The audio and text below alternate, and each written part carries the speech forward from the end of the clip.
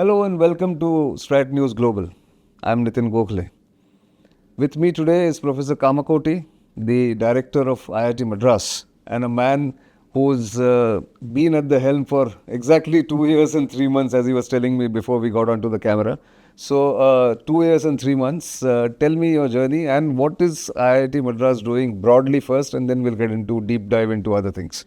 So, thank you, Nitin, for this, for the visit to our campus. Sure. And very quickly, IIT Madras has been rated #1 institution in the country for the last 8 years in the overall category and engineering category. And one of the immediate things that I took up, basically continuing what my predecessors have been envisaging, is to see that how this institute becomes relevant to all population, specifically aligning with what we call as the Sustainable Development Goal 4.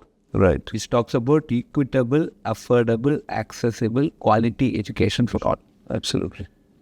So, today I'm very happy to tell you that we have world's largest BS, Bachelor of Science program in data analytics. Mm-hmm. We have close to 26,000 students who are enrolled on that. Wow. An online course. Okay.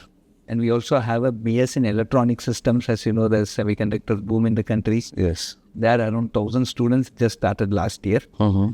So, And this is online also, semiconductors? this is online. Okay. And then totally, if you put together, we have 38,000 students. Mm-hmm. And my vision is, if in the next 3 years, I have a 5-year term. Sure. I would like to see that IIT Madras has 50,000 students enrolled. Oh, wow. It's we very close to And these are all future technologies which are coming. technologies. Yeah. And so that is one major initiative that we have taken. Right. And this particular online course Mm-hmm. does not have a age bar. Oh, We have students from 17 to 82. wow.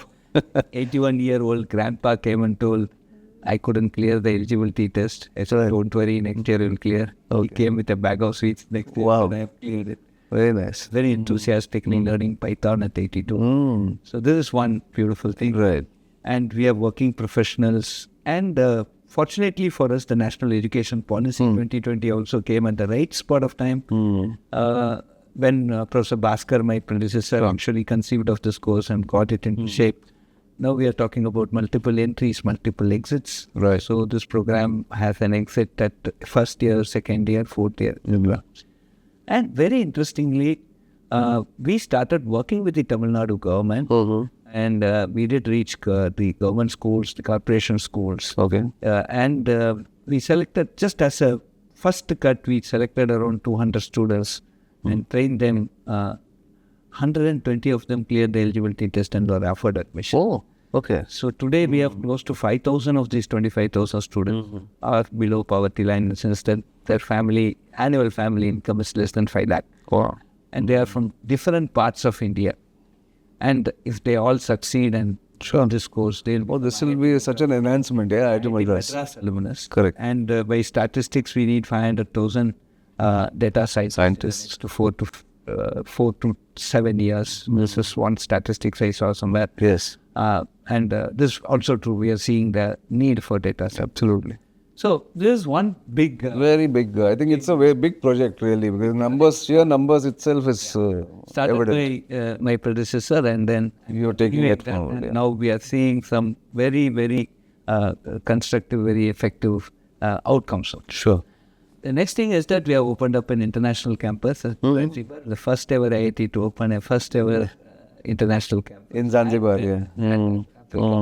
Zanzibar has been a very inviting place for us. The government is very totally supportive. Right. And so is our government. And then we have started a BS in data science and AI there, and also MTech. And we'll be starting very nice niche programs. Which normally we don't do it at IITs. Right. Like infrastructure engineering, maritime engineering, etc. So we are very confident that we will make a very big contribution to the African countries in terms of whatever education that we have. Which also aligns with Government of India's outreach to Africa. The deep south. Sure, absolutely. So that is one thing, and that happened so fast that myself, the Honorable Minister and Secretary, we discussed, say, day X, exactly X plus 6 months, the MOU was signed, and we started the classes. Excellent. So No, that's a very big achievement, I would say. And I was looking at the first university-based research park that IIT Madras has. It's been there for some time. What does that research park exactly work in? So the third very important thing is our research park. As you know, this has been there for more than 15 years now. So it's conceived by my predecessor, Professor Anant, and then Bhaskar continued, and Professor Ashok Chinjunwala was, basically running the show. Correct. We started off with a humble 100 crore grant from the government to start that research park as a concept. So the government literally believed in us and gave that very good sum. Correct. With that humble beginning, we then had grown now. Now today we have now 342 startups with a valuation of 43,000 crores. Right. Around $5 billion is their valuation. Plus now we have more than 70 plus very niche companies which are majors who are part of this entire. They're co-partners. They are basically people who are part of the research park. Right. The way is that it's not just a real estate. They need to have certain point system with IIT. Okay. In terms of student exchange, employee exchange, employee doing some courses here, me doing some, they're doing some joint projects here. Right. There are people being hired here as process of practice, new thing to say NEPS brought in. Correct. And many things. Excellent. So this is the research park as a concept. And there are a lot of companies that have grown there. Agnikul is one very So we are speaking on the eve of that launch of Agnikul's that 2.5 minutes will be the decisive defining moment for IIT Madras. Right. And I am sure the kids have put a lot of effort there. We are very confident that this will be the first ever 3D printed rocket to go with a semi-cryogenic fuel and with the navigation and guidance. Excellent. So it's a very big deal. So it's a paradigm shift actually, if you really look at it. Because we need 100,000 plus satellites which retires every 5 years. Yeah. And that essentially, do simple math, we need 80 satellites per day, so what are the rocket engines? Exactly. So today a rocket engine can be printed in 72 hours. Wow. 4 of them in half the size of the screw in a 3D printer. Right. We are now proving that we have a rocket factory in the research park and when you are visiting. Yeah, sure. I'll take a look. Yeah, certainly. So Agnikul was incubated by IIT Madras. That is there. I also looked at some of your literature in which talks about also green hydrogen as something that India should look for as an alternate fuel. Sure. And some of the research has already been carried out. What is the plan there? Yeah. So now green hydrogen can be produced by different sources. Sure. And clean water. Now we have some very interesting technology where we can use hard water and also some seawater, which we can basically extract out green hydrogen. Right. That hydrogen should be green in the sense that for that process, I should not use conventional power. Exactly. So now can we use, there is a solar power driven stuff which we are now promoting. Right. This is one part of the story. So there is a lot of battery research also coming in. There is also an hydrogen generation plants of different natures where we get it from metal extracts and so many things. Sure. Now, when we start looking at this, so we are now interested in setting up a green hydrogen valley. Right. So there is a major initiative that's taken. We have a school of sustainability in which there's a center for renewable energy in which hydrogen comes in. So right. Very correct. It's all part of it's an inclusive part of that. Yeah. Now we did get a CSR grant from Hyundai for around 100 crores for setting up this green hydrogen stuff. We are proceeding in a very big direction there.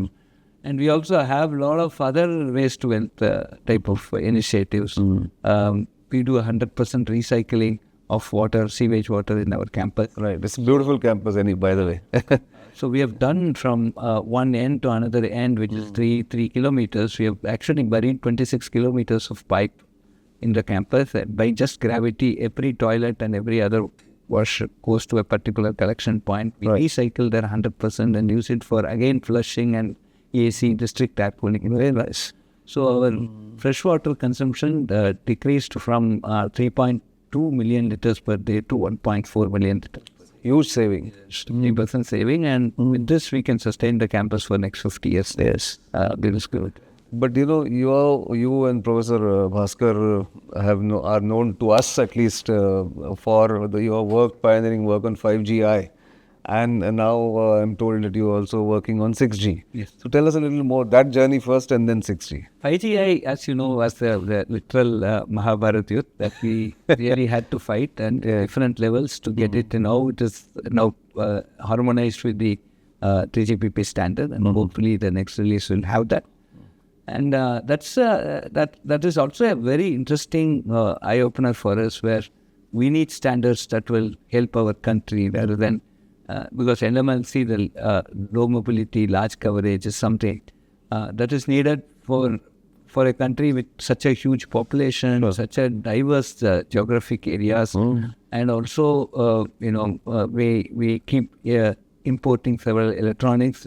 So the number of towers I need to put can drastically reduce by half. Which means, in the overall country, if I want to roll out 5G, how much electronics I will save, that e-waste will get saved. So there are a lot of benefits that we get by this LMLC. Right. And so that was a very clear example of how India as a country must progress. Absolutely. And that has motivated us, just as a side information, that we need to protect our ideas. Right. So IP I'm is... very happy to say that I started off this campaign called PADS, Patented Day Scheme for IIT Madras. So last year being a leap year, Right. we had February 29th in the financial year. Correct. 366 patents. Right. My team really worked hard, and we now have 400 plus patents granted this. Wow. And we have filed In the financial year, yes. financial year. Excellent. Still March 31st. That's right, exactly. Another 15 days to go at least. And then we also have a similar equal amount of patents that we have filed. Right. So innovation and entrepreneurship is essentially important, and that's what the 5GI journey of what we both, Professor Bhaskar and myself. Yes. No, I was witness to that, so that's why I always remember that. But I still 6G, remember the interview. the first interview that we did, yes. The 6G is coming up, and the DOT is very, very keen on promoting this, and we'll be setting up one TCOE type of COEs. There will be COEs set for 6G. Right. And our participation would be that how the 6G standard, from the time it is evolving, we need to align it with what India wants. And I'm sure it's going to be a combination of terrestrial and satellite communication. Right. And now that we have this low Earth orbit satellite, Yes. things are all falling in place. Correct.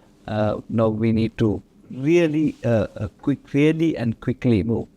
And the 6G must also be, in my opinion, integrated with quantum. Because quantum communication, especially quantum key generation and quantum key distribution, must be integral part of the 6G. Right. So we need to say a quantum-inspired 6G or the 6G-inspired Quantum.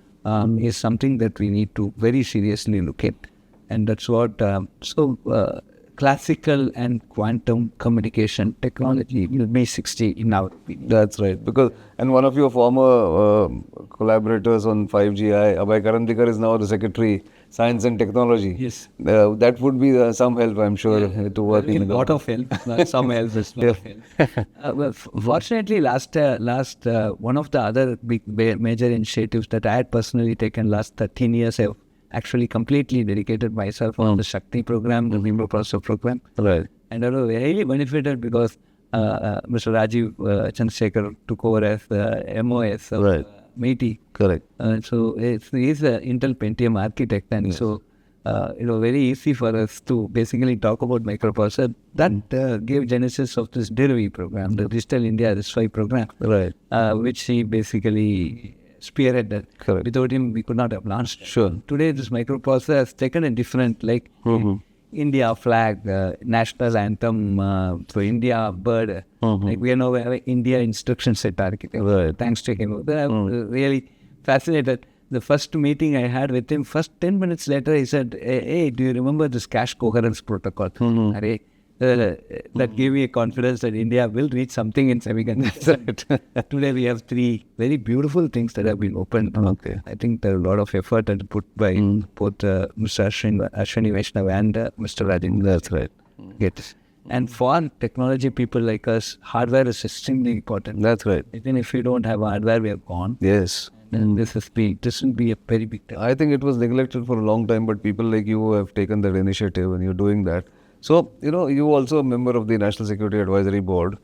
Strategic direction that India is taking. I mean, the board actually is a good advisory body to look at various technologies. Going forward, people have been talking about quantum computing. You're looking at cyber. You're looking at space. So IIT Madras that way is actually very well poised to do help in all this, right? Yes. Oh, and Also, we have another member of the advanced materials perhaps. We have Professor B.S. Murthy, who is actually our professor now, director of IIT Hyderabad. Right. Been working on the rare metals. I think all the areas that you mentioned, plus rare metals, Yes. rare earth is going to be sort of the real technology interventions that India must respect. And I think IIT Madras' stellar record over the years, it's been, it was established in 1959, is actually allowing it to spread its wings everywhere. And like all these initiatives that you have taken actually would mean benefits to the society as well as to the nation as a whole. So I must compliment you on this, and I will not detain you because I know you have a long day ahead, plus you're going to be in Sri Harikota.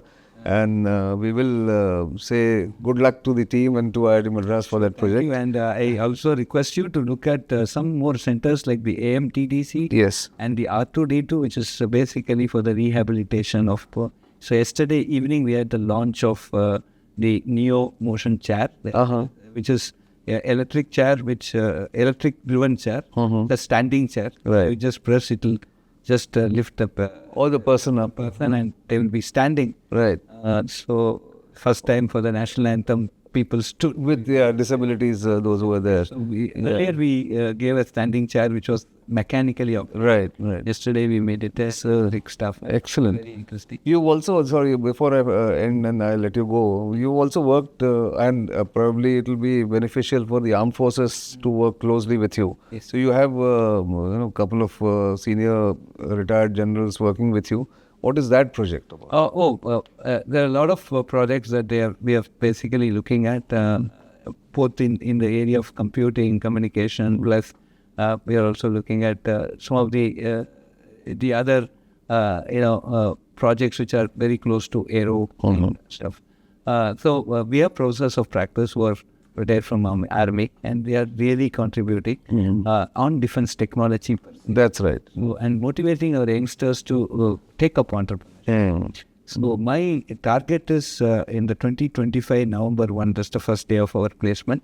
I really want to give a message saying 20% of my graduating class are already CTOs.